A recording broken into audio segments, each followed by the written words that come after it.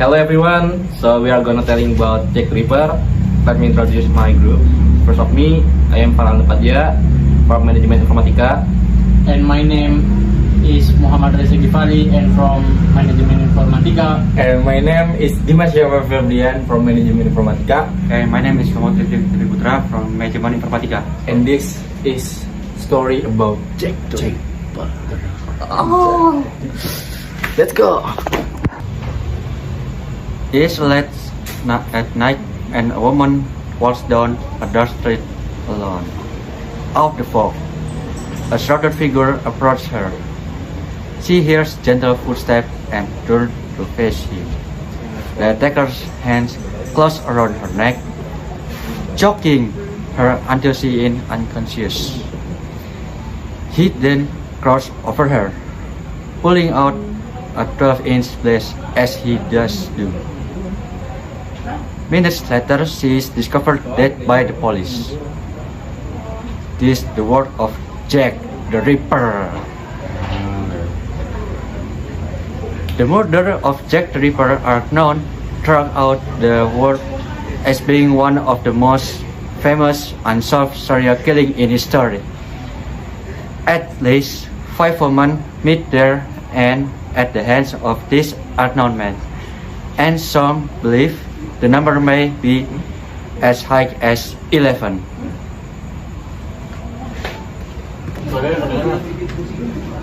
Marian Nichols was a prostitute who worked in the Whitechapel area of London in 1888. At 3:40 a.m. on 31 August, she was found dead on the corner of Barbara with deep slashes on her throat and her abdomen brutally cut open. This is the first of 5 murders that happened over 3 months from August to November 1888.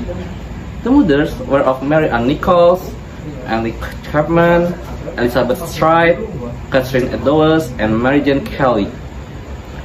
All of the victims were prostitutes in the white couples, and almost all displayed the same method of killing. One of the strange things about the killings was that each body was missing vital organs.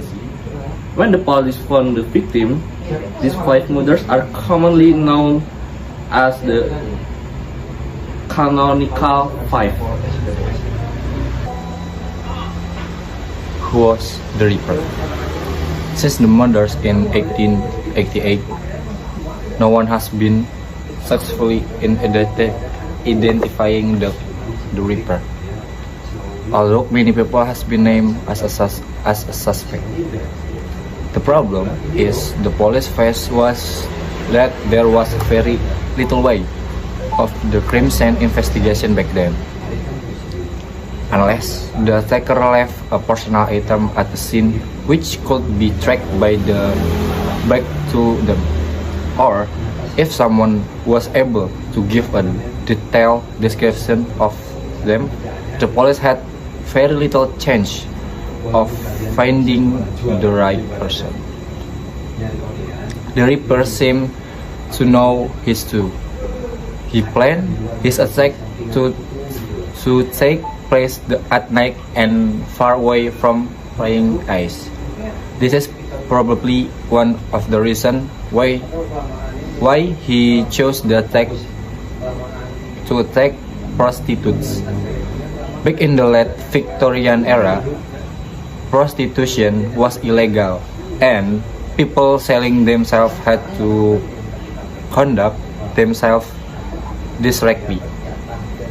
Any customer would be led to a quiet area of the town where the woman know they would not be interrupted by the police. But this quiet place were also a perfect setting for the murder. Why was he called Jack the Ripper? This name came about through the newspaper.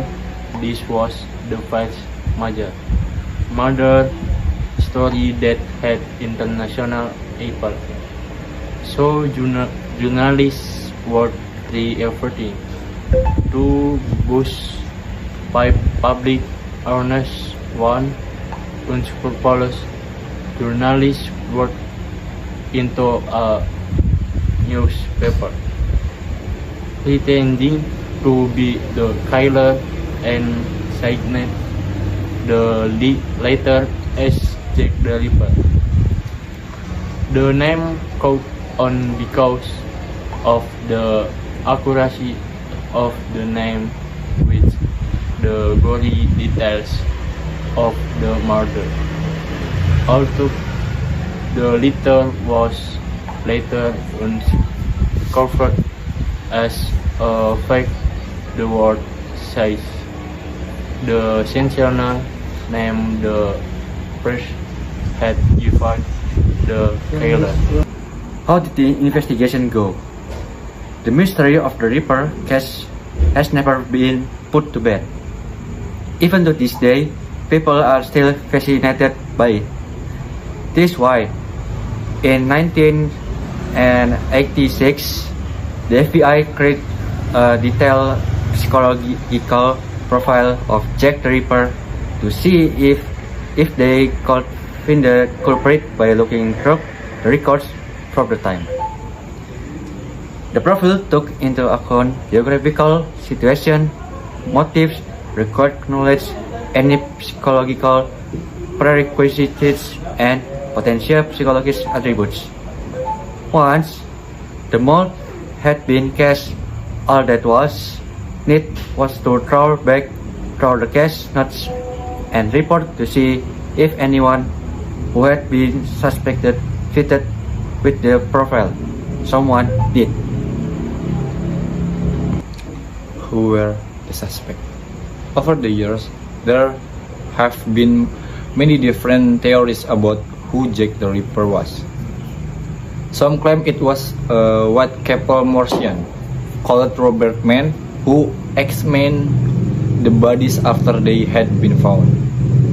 One of the more outlandish theories is that it was the famous novelist Lewis Carroll, author of the Alice in Wonderland, for making anagrams of Jack the Ripper in his books.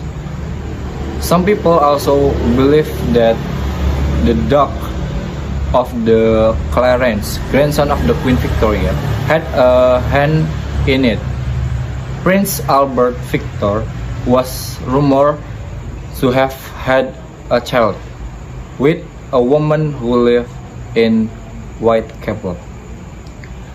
The belief is that the royal family and the government tried to remove any evidence of the child by killing it and anyone who know about it. The most probably suspect of the Ripper case was young American who came over to England in 1888. Francis Tumblety arrived in England 2 months before the first canonical murder happened, and when compared to the profile, we see that he matched it almost perfectly. Tumblety was staying near Whitechapel, so had a local knowledge. He was trained as a medical assistant, so had a necessary skill to find organs and remove them quickly.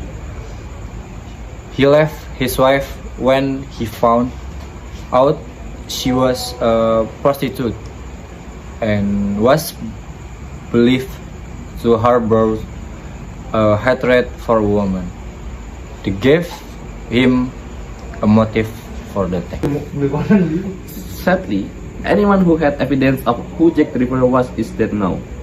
And with the murders being more than 130 years ago, most of the evidence is now so contaminated that it cannot provide much insight. But more than that, with all the potential suspects now dead, getting a confession from the real Ripper is now impossible. As a result of this, Jack the Ripper's real identity will almost certainly never be known.